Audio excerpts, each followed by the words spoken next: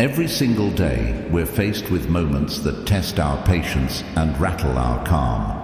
Whether it's a traffic jam when you're already late, a co-worker's irritating habits, or your phone battery dying in the middle of an important call, life seems full of these little battles.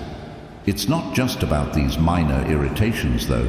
It's about how we respond to them that shapes our days and ultimately our lives. Today we're diving deep into the ancient wisdom of Stoicism, a philosophy that teaches us not just to survive these moments, but to thrive in them. Stoicism provides us with the tools to transform daily frustrations into opportunities for personal growth and inner peace. By the end of this video, you'll not only understand why these principles have influenced some of the world's greatest minds for centuries, but you'll also have practical strategies that you can apply right now, today, to start living a more resilient and fulfilling life. So let's embark on this journey together, exploring how the calm logic of Stoicism can help us control our reactions, cultivate serenity, and bring about profound personal transformation.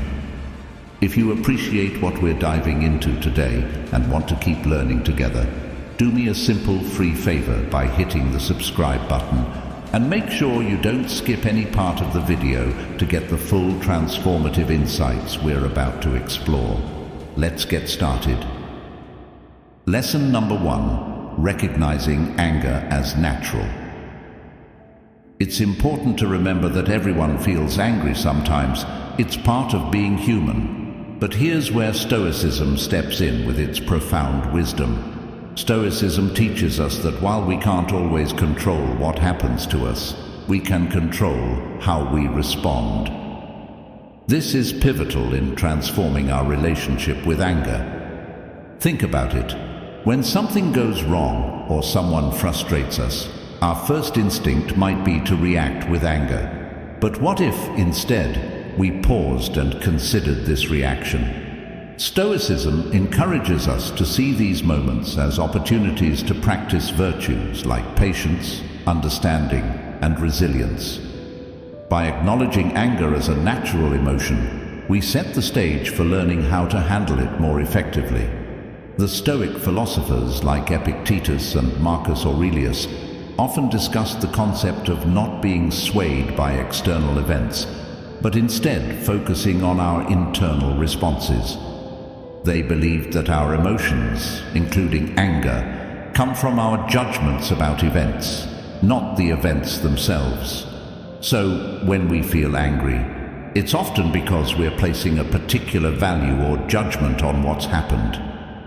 This understanding opens up a powerful opportunity for us. Each time we feel anger rising, we can ask ourselves, what judgment am I making about this situation? Is there another way to view it? This is not about suppressing or denying your anger. It's about understanding it. By getting to the root of what triggers our anger, we can start to change our responses. For instance, if you get cut off in traffic and feel the anger bubbling up, recognize this as a chance to examine why you react this way. Is it really the action of the other driver, or is it your belief that your route should be obstacle-free? Moreover, acknowledging anger helps us to empathize with others who might also struggle with their emotions. This empathy can deepen our connections and improve our interactions. It's about compassion, both for ourselves and for others, as we navigate the complexities of human emotions. Lesson number 2: focus on what you can control.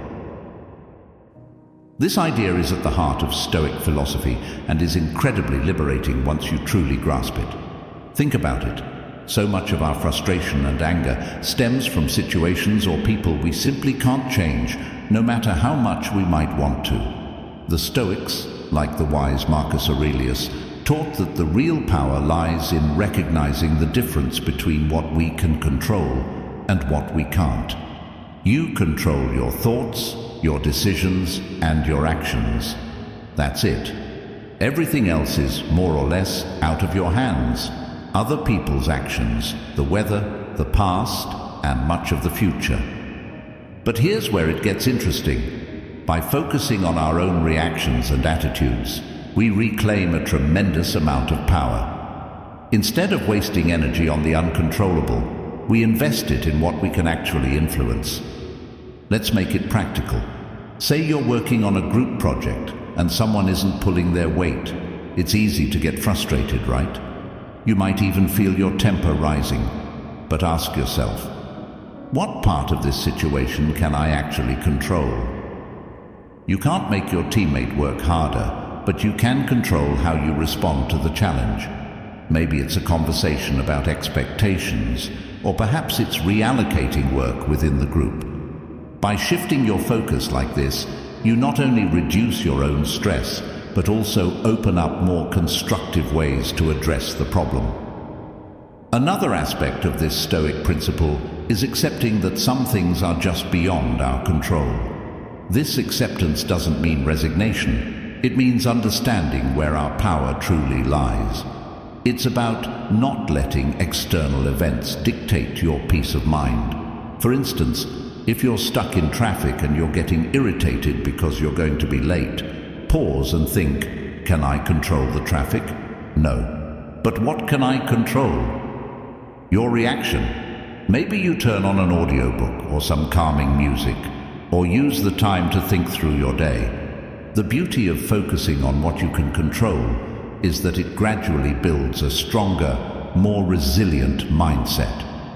Over time, you'll find yourself less shaken by life's ups and downs because you know where your responsibilities lie and where they don't. This isn't about suppressing your feelings, but about channeling your energies more productively. Lesson number 3: practice mindfulness. This is about being fully present in the moment, aware of where we are and what we're doing, without being overly reactive or overwhelmed by what's going on around us.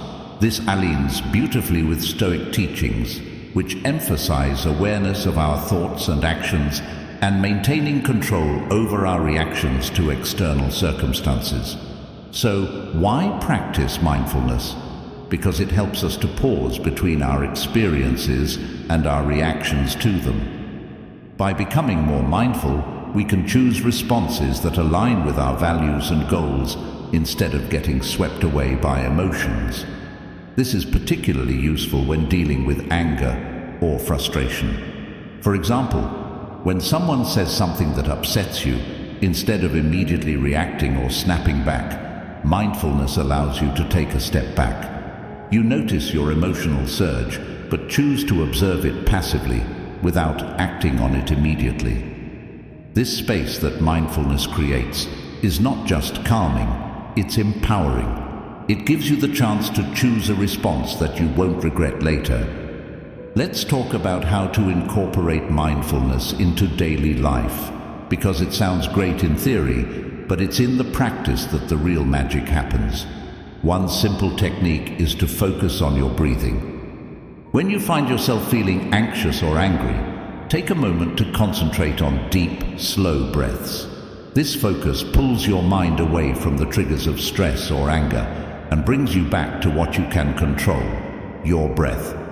Another practical method is what I like to call mindful observation. Choose an ordinary task or moment, like drinking a cup of coffee. Focus all your senses on this experience.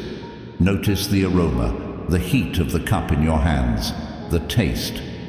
This practice of engaging fully with the present moment can transform an ordinary experience into a richer, more textured moment.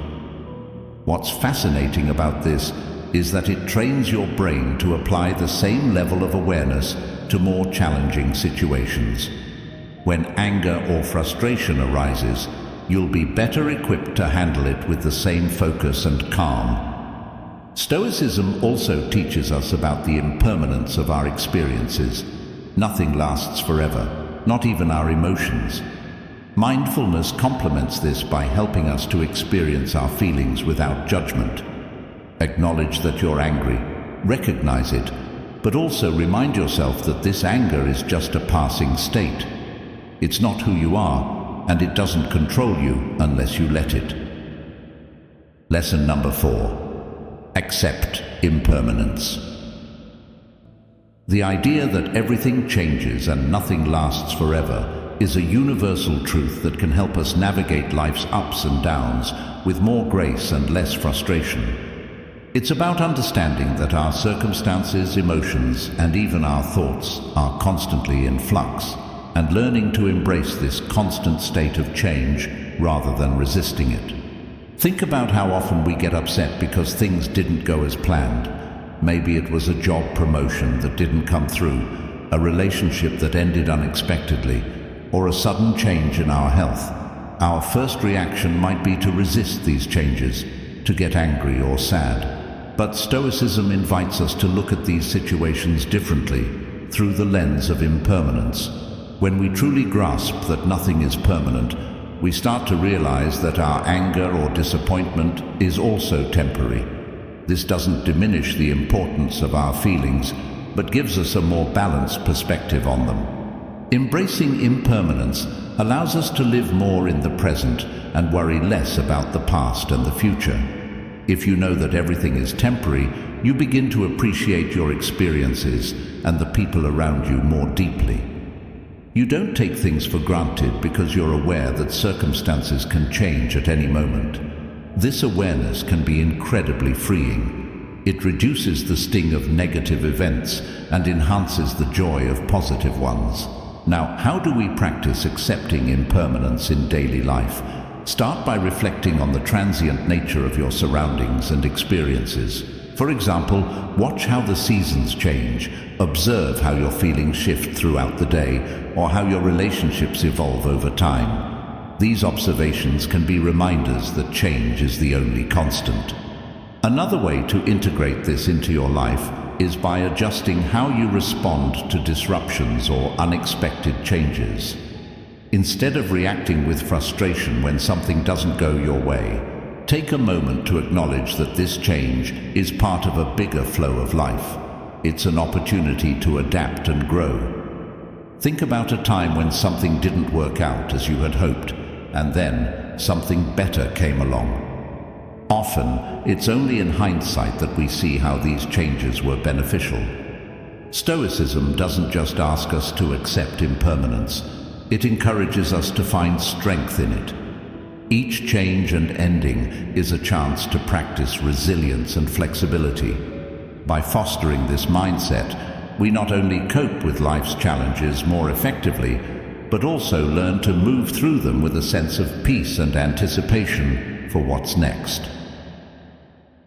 Lesson number 5. Understand your emotions. The Stoics believed that becoming aware of the root causes of our emotions could lead to greater self-mastery. When we understand our emotions, we are better equipped to respond to life's challenges in ways that are aligned with our values and goals, rather than simply reacting out of habit or impulse. Every emotion we experience, whether it's anger, joy, sadness, or fear, is triggered by our perceptions of the world around us. For example, if you feel angry when someone interrupts you while speaking, it's worth exploring why. Is it because you feel disrespected, or perhaps it reflects a deeper insecurity about your voice being heard? By digging into these questions, you can begin to understand not just your reactions, but also the beliefs and values that underlie them. This understanding is crucial because it gives you the opportunity to change your perceptions and, consequently, the way you feel. Stoicism teaches us that our emotions are predicated on our judgments. The good news is that judgments can be examined and changed. So, when you feel a strong emotion, try to step back and ask yourself, what am I believing right now? Is this belief true? Is it helpful?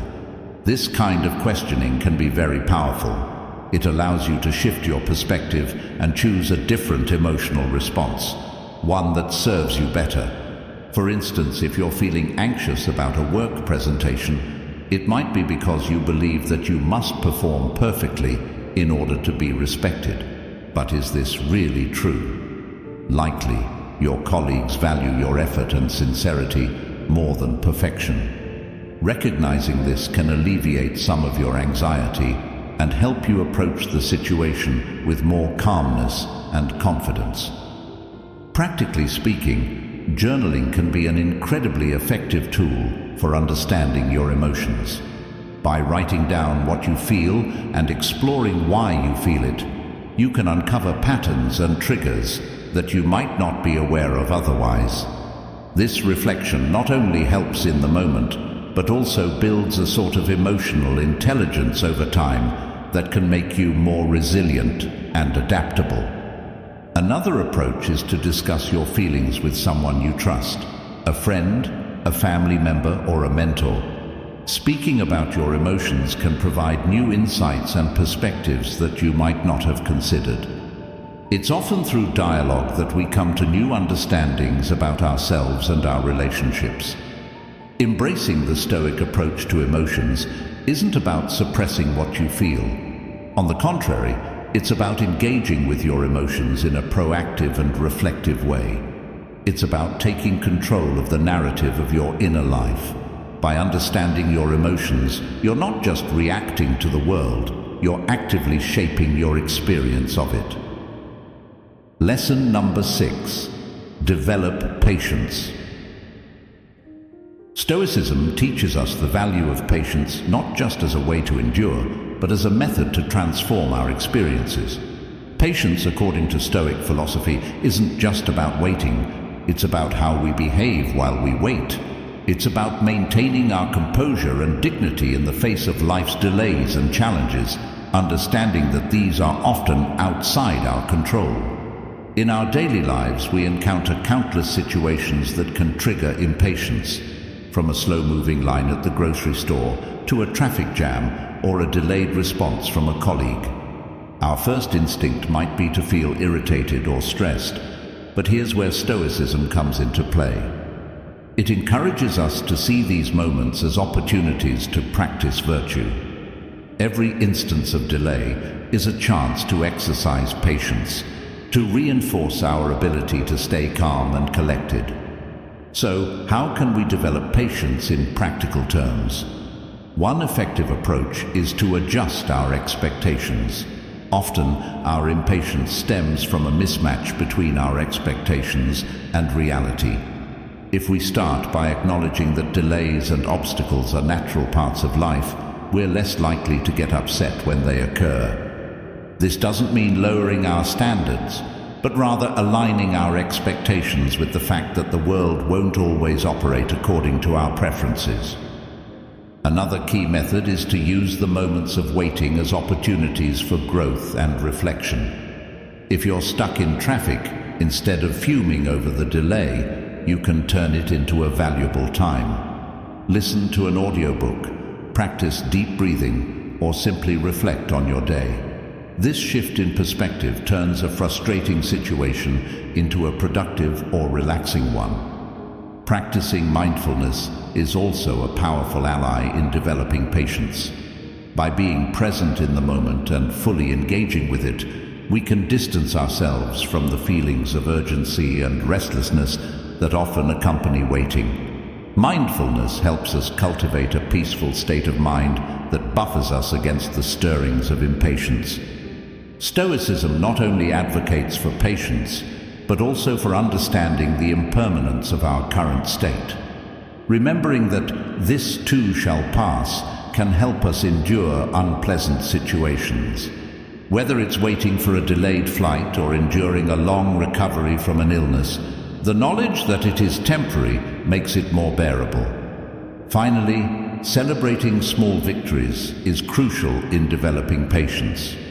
When you manage to stay calm during a situation that would normally make you impatient, acknowledge and reward yourself for this achievement. This reinforces the behavior and makes it more likely to become a habit. Lesson number 7. Practice forgiveness. This is one of those transformative experiences that not only changes the way we relate to others, but also profoundly affects our inner peace. Forgiveness, in the Stoic sense, is not about condoning wrongdoings or forgetting the harm done. It's about freeing ourselves from the emotional burden that comes from carrying grudges. Forgiveness requires a strong sense of self-awareness and control over one's emotions, qualities that Stoics strive to develop. It involves recognizing that our anger and hurt, while natural and valid responses to perceived injustices, are ultimately within our control. This doesn't mean that the process is simple or immediate. Forgiveness can be challenging. It often requires a deliberate, concerted effort to let go of deep-seated feelings of injustice. Consider the power that comes from deciding not to allow someone else's actions to disturb your inner tranquility. This is the essence of Stoic forgiveness. It's about making a conscious choice to not let past actions continually affect your present state of mind. This decision helps you reclaim your emotional energy and focus it on more constructive pursuits that align with your values and goals. Now, how do we start practicing forgiveness in everyday life? It begins with the recognition that all humans are fallible, ourselves included. We all make mistakes, sometimes out of ignorance, sometimes out of malice. Reflecting on our own shortcomings can help us develop empathy towards others, making it easier to forgive. Another Stoic practice is to consider the bigger picture. Often, the things we hold on to are not as significant in the grand scheme of our lives. By focusing on our long-term well-being, which is bolstered by peace and harmony, the immediate sting of grievances can be mitigated. Practicing forgiveness also involves actively reframing our narratives. Instead of viewing yourself as a victim, which can perpetuate feelings of anger and helplessness, try to see yourself as a survivor, or even a hero of your story, one who has overcome challenges and emerged stronger. This shift in perspective not only facilitates forgiveness, but also empowers you in your life's journey. Moreover, engaging in meditation or mindfulness exercises can assist in the process. These practices help calm the mind and provide the space needed to process emotions more rationally and less reactively. As you sit quietly and focus on your breath, allow thoughts of forgiveness to enter your mind, picturing those you feel have wronged you, and imagine sending them thoughts of goodwill. This doesn't mean you accept the wrong, but you are choosing to release its hold over you. Finally, it's important to understand that forgiveness is a process, sometimes a lengthy one. It doesn't happen all at once, and that's perfectly okay. Each step towards forgiveness, no matter how small, is a step towards a freer, more emotionally balanced life. Lesson number 8. Practice self-control. At its essence, self-control allows us to pause before reacting, giving us the time to consider whether our impulses align with our long-term goals. For instance, if you're trying to lead a healthier lifestyle, self-control is what helps you choose not to eat that late-night junk food. In emotional situations, self-control helps you hold back a harsh word or an angry reply, preserving relationships and maintaining peace of mind. How can we strengthen this essential skill? One effective Stoic practice is to regularly reflect on our actions and their consequences. This could be as simple as taking a few minutes each evening to think about the choices you made throughout the day. Were there moments when you lacked self-control? What triggered it? Understanding these patterns is the first step towards managing them. Another powerful technique is to set clear, personal rules for behavior based on your values. Stoicism teaches us that living according to rational principles is key to a good life. By setting and following your own rules, for example, not checking your phone during meals or limiting time spent on social media, You exercise self-control in ways that directly improve your daily life and well-being. Visualization is another tool that can be incredibly helpful. Before entering a situation where you know you might be tempted to act impulsively, take a moment to visualize yourself handling the situation with calm and restraint.